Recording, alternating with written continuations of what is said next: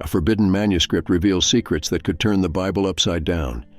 Imagine a Jesus who not only heals and preaches, but also controls underworld forces. This hidden text, silenced by the Vatican, suggests that he possessed supernatural powers that go far beyond what we know. Why was this information hidden? What does the Church fear they will discover? The idea of a Jesus who commands demons and spirits can be disturbing, but also fascinating. What would happen if the world knew that he had dominion over the afterlife? These revelations could shake the foundations of traditional theology and rewrite the way we understand spirituality. While most people cling to an image of Jesus as a mere preacher of love, this apocryphal text leads us to question, what if he was a true master of supernatural forces? The narrative we know may only be scratching the surface of immense untapped power. Prepare to delve into mysteries that challenge faith and alter perceptions of what we really know about Jesus Christ. What else is hidden in the shadows of history? Apocryphal texts are fascinating documents that were not included in the traditional biblical canon. Among them we find works such as the Gospel of Thomas and the Book of Enoch, which offer a different vision of the figure of Jesus. These writings speak of his relationship with supernatural forces, suggesting that he was not only a spiritual master, but also someone who interacted with dimensions beyond the human. This perspective provokes curiosity and makes us question what we really know about the life and teachings of Jesus. The Gospel of Thomas, for example, is a collection of sayings attributed to Jesus that emphasize esoteric knowledge and inner searching. In it, Jesus appears to have a guiding role, leading his disciples to discover hidden truths. This contrasts with the more conventional image of a Savior who merely preaches salvation. Instead, Thomas suggests that salvation is a personal, intimate journey where understanding and revelation are paramount. The Book of Enoch presents a rich vision of angels and demons, in addition to describing apocalyptic events. This text shows us how the ancient Jewish tradition already recognized the presence of forces that go beyond good and evil. Jesus' relationship with these forces, as portrayed in some apocrypha, leads us to consider that he could have had in-depth knowledge about these beings and their intentions, which adds a layer of complexity to his figure. These apocryphal texts, as they are not considered canonical, open space for varied and often controversial interpretations. They challenge what many consider to be the official narrative about the life of Jesus. By studying these documents, we can see that the history of Christianity is much richer and more nuanced than the traditional version presents us. Thus, the analysis of apocryphal texts invites us to reflect on the construction of faith and how the voices that were left out of the canon also have something important to say. These writings are not just historical curiosities. They help us understand the complexity of spiritual experience and the diverse interpretations that surround the figure of Jesus. The image of Jesus as one who exorcises demons is central to many New Testament accounts. These passages show Jesus confronting evil spirits and freeing people from their clutches. This ability to control supernatural forces not only highlights his power, but also suggests a mastery over what many consider the underworld. This aspect of its work provokes interest and questions about the nature of its mission.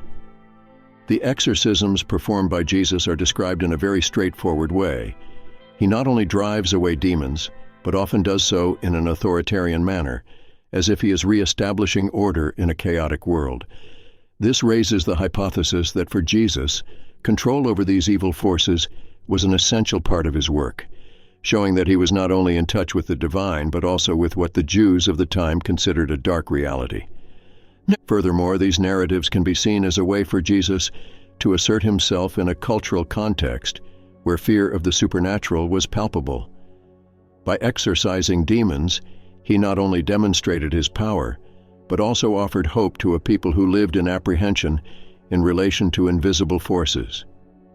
This duality between fear and hope is a hallmark of the spirituality of the time and still resonates in many aspects of faith today. Jesus' ability to control demons also suggests an ongoing struggle between good and evil. This battle is not just physical, but moral and spiritual. By showing that he can dominate the forces of evil, the Gospels reinforce the idea that the struggle between good and evil is central to the human experience, and that Jesus is a key figure in this narrative. The study of Jesus' control power over demons leads us to understand that his mission goes beyond what it seems at first glance. He was not only healing bodies, but also freeing souls, offering a new beginning to all who were trapped. This expanded view of his work continues to inspire and challenge traditional interpretations of his figure in the history of religion. When talking about Jesus and his interactions with supernatural forces, it is interesting to note how this can change the way many people view Christian theology. Rather than seeing Jesus simply as a savior who came to teach love and compassion, some interpretations suggest that he had a much more active role in the fight against evil. This view can make people rethink the duality between good and evil, questioning whether these forces are truly separate or whether they are interconnected in more complex ways. Theological traditions often portray Jesus as the personification of good, while evil is often seen as an absence of God. However, when considering Jesus as a master of supernatural forces, the narrative becomes more dynamic. This implies that Jesus not only resisted evil, but also had the ability to dominate it. This perspective can challenge the idea that evil is something that should simply be avoided, proposing instead that it is a force to be confronted and controlled. Furthermore, this alternative view can open space for a richer discussion about free will. If Jesus had control over demons and evil spirits, this raises the question of to what extent human beings also have this ability. Do we, like Jesus, have the power to deal with the forces that surround us? This reflection can lead to a new understanding of each person's moral and spiritual responsibility. Many of these ideas are not new. Throughout history, theologians and philosophers have debated the nature of good and evil. However, by reinterpreting Jesus as a being who not only teaches but also actively combats evil, new questions arise. How might this new approach influence ethics and morality within Christianity? What implications does this have for religious practice and the daily lives of believers? These alternative theological interpretations are not just academic questions. They have the potential to profoundly impact people's faith and religious practices. By challenging traditional views, they can encourage believers to explore their own spirituality in more complex and dynamic ways, leading to a more engaged and reflective faith. When talking about the relationship between the Vatican and texts that portray Jesus differently, it is important to consider the historical and political contexts that surround this issue.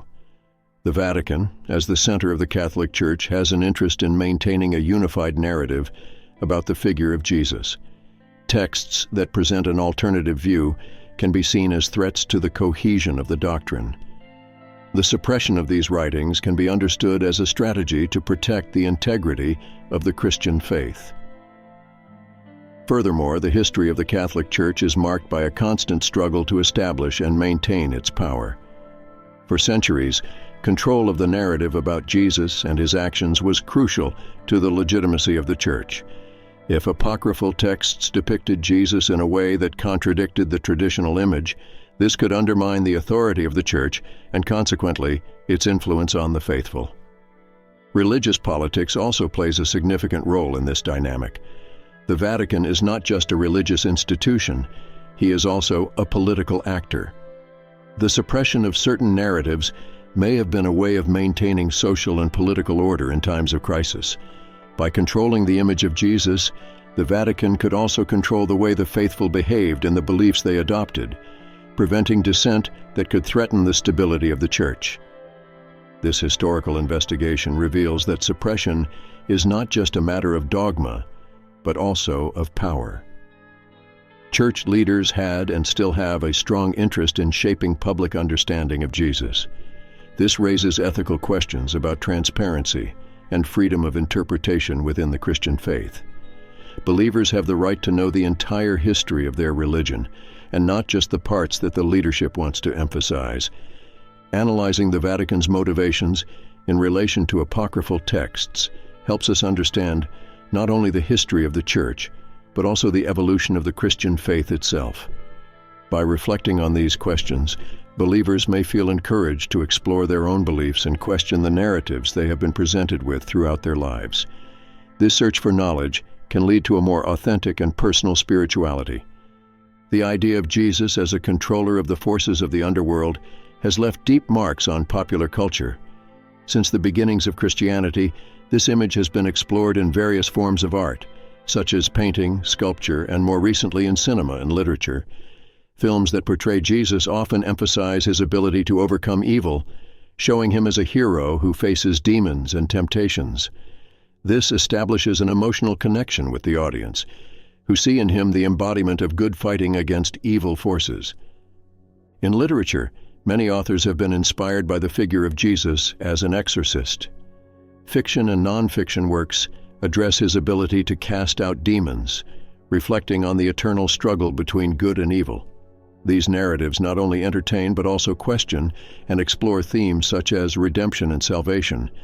They help shape the public perception of Jesus, presenting him as a powerful being who not only heals but also battles evil forces. Furthermore, visual art has used this theme to represent the duality between light and darkness. Painters and sculptors often portray Jesus in moments of confrontation with demons, symbolizing the struggle of human beings against their own weaknesses. These visual representations reinforce the idea that Jesus is a central figure in the battle against evil, influencing the way people view both his life and his message. The reception of this image varies among different religious groups. For some, it is a source of inspiration and hope, while for others, it can generate discomfort. More conservative groups may reject representations that diverge from the traditional view, arguing that they distort the true message of Jesus. On the other hand, more liberal movements tend to embrace these interpretations, seeing in them an invitation to reflect on the nature of good and evil. This cultural impact is palpable in various spheres of society.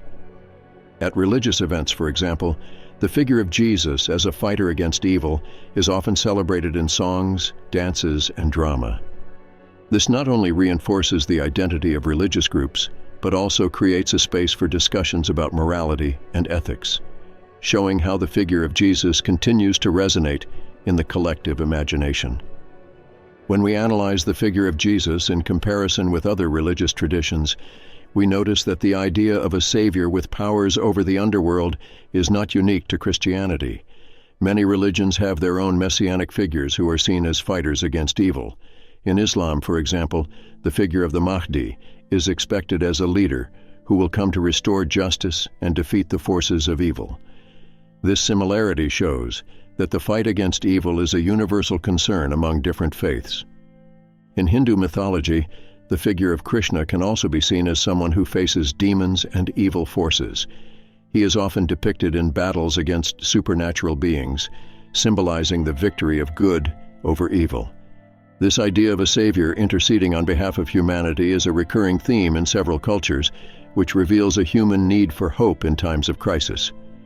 Buddhism, in a different way, presents the figure of Buddha as an enlightened being who, although he does not have supernatural powers in the traditional sense, is seen as someone who can help free people from ignorance and suffering.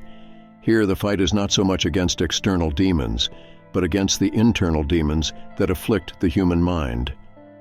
This approach offers an alternative perspective, highlighting the role of self-knowledge and personal transformation. These comparisons help us understand how beliefs about good and evil are shaped by cultural and historical contexts. Each religious tradition offers a distinct way of dealing with the concept of evil forces, but they all share the aspiration to restore order and harmony. This search for a savior or a figure who can confront evil is a constant in the history of humanity. The presence of similar themes in various religions suggests that the struggle between good and evil is a universal narrative. This connection between different religious traditions not only enriches interfaith dialogue, but also allows individuals to reflect on their own beliefs and values. Deep down, we all seek understanding and hope in a world that often feels challenging and chaotic. And so we come to the end of this intriguing journey behind the Forbidden Bible. The revelations about Jesus controlling the forces of the underworld raise profound questions. What else could be hidden in the shadows of history? Does the Vatican really have reason to fear these narratives? Imagine Jesus not just as a savior, but as a true master of supernatural forces, capable of shaping the reality around him. These ideas could change everything we know about him. But what do you think? Should these stories be revealed to the world, or would it be better to leave them buried in the past? What else is lurking in the apocryphal texts, waiting to be discovered? We invite you to reflect on these questions and share your opinions in the comments. What would you do if you found new evidence that changed your view of Jesus? We will continue this conversation in the next videos, where we will explore more hidden mysteries and theories that challenge our understanding of what is sacred. Until next time, and don't forget to subscribe so you don't miss anything. The truth may be stranger than fiction.